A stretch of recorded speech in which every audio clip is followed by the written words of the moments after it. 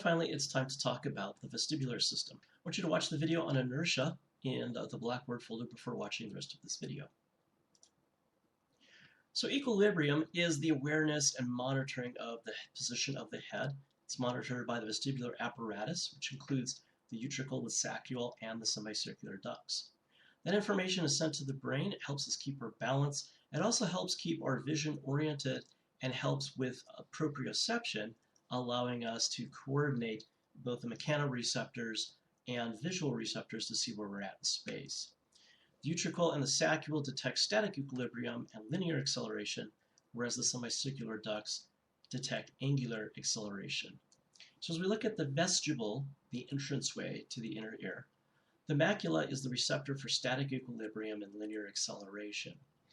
We have a similar setup in the vestibule that we did in the cochlea, where we're going to have stereocilia and echinocilium projecting not into the basilar membrane like we did with the cochlear duct. Instead, we're going to have this project into an otolithic membrane, but the idea is the same. The membrane is going to be covered with little crystals called otoliths. Those crystals are going to give the otolithic membrane some mass.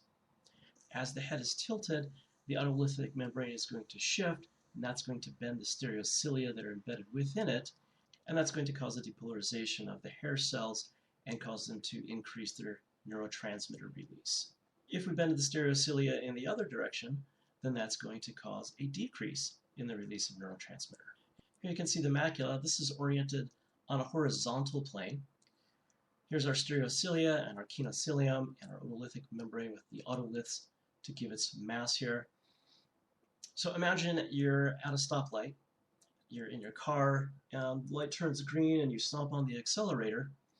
Well, because of inertia, we're going to find that the macula is going to start moving before the otolithic membrane. The otolithic membrane is going to kind of lag behind until it can catch up to the macula. And in doing so, it's going to bend the stereocilia and cause a change in the rate of depolarization. Let's say a cow has jumped in front of your car, you slam on the brakes.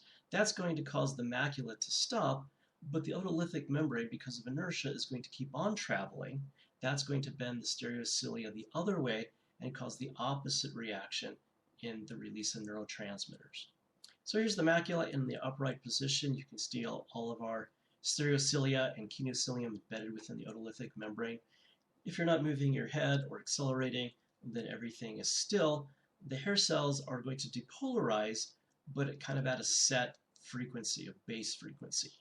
As you tilt your head or slam on the brakes of your car in my example, that's going to cause the otolithic membrane to shift, and that's going to bend all the stereocilia, and that's going to cause them to either start to depolarize more frequently and therefore release more neurotransmitter, or they're going to depolarize less frequently and release less neurotransmitter.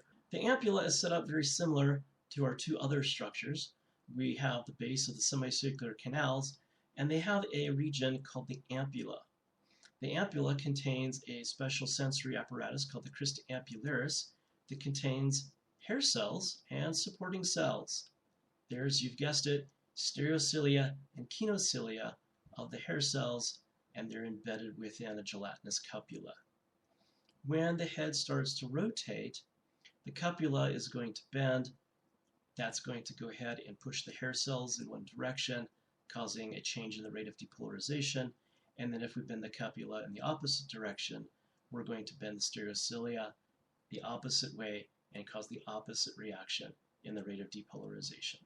So on the left here, we have somebody standing still. There's no change in the rate of depolarization. Now remember that cranial nerve number 8 here, the vestibular cochlear, is sending frequencies. It's depolarizing at a regular rate, just kind of a base rate that tells your brain you're kind of in the middle.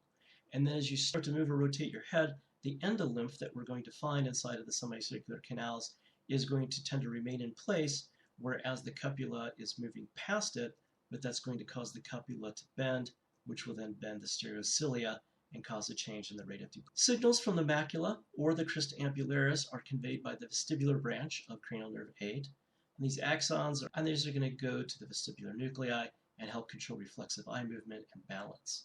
The cerebellum helps to coordinate movement and coordinate muscle tone.